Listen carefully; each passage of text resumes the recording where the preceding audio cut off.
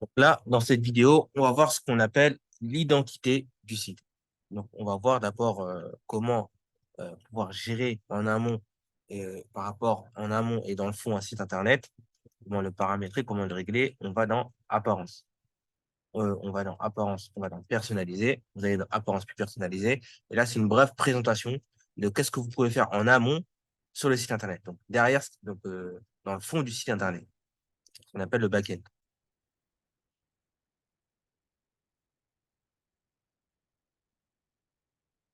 Donc, premièrement, déjà, je vais vous présenter déjà l'onglet style.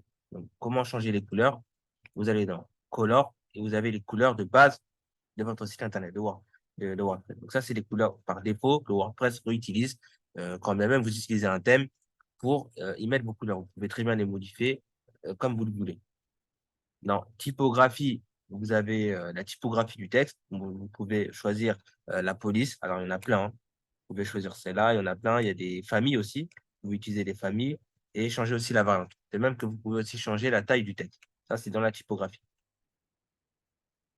Voilà. Ici, ça se présente. Voilà. Dans réglage du site. Alors, quand vous créez un site Internet, très important, quand vous créez un site Internet, la première chose à faire, une fois que vous avez créé votre page accueil, donc c'est d'abord de créer votre page accueil.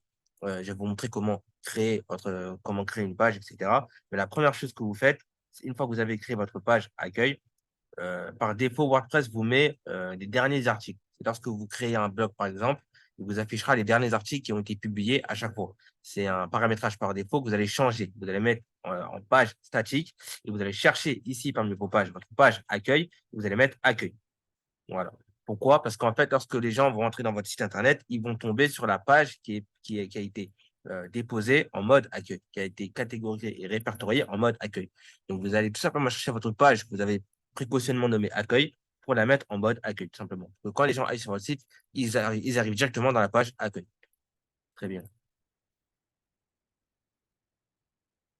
Aussi, qu'est-ce que je peux vous montrer? Les menus. Alors, vous allez créer plusieurs types de menus quand vous créez un site. Vous créez un menu parce qu'il y a trois formats. Lorsqu'on crée un site Internet, le site Internet sera visible sur trois formats. Sur le format desktop, qui est le format PC, le format tablette et le format mobile.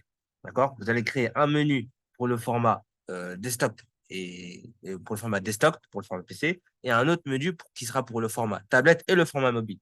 Et un autre menu qui sera pour le format tablette et le format mobile. Comme par exemple, vous avez ici, vous avez chez moi, où il y a un menu principal qui concerne le format mobile et un autre menu qui est le format inscrit qui concerne le menu principal, c'est le menu desktop.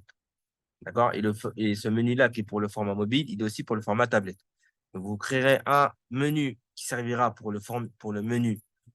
Créez tout, hein, vous mettez tout en place avant de commencer votre site Internet. Vous faites tout ce que vous voyez dans la plateforme e-learning, dans les vidéos préenregistrées, et essayez d'appliquer tout ce que vous avez déjà vu en formation et que vous reverrez dans ces vidéos, donc dans le e-learning. D'accord? Mettez bien en place tout ce qui a paramétré, tout ce qui a réglé avant de commencer à créer votre site Internet. Créez vos menus, mettez votre page accueil en mode statique, etc., etc. Donc, voilà.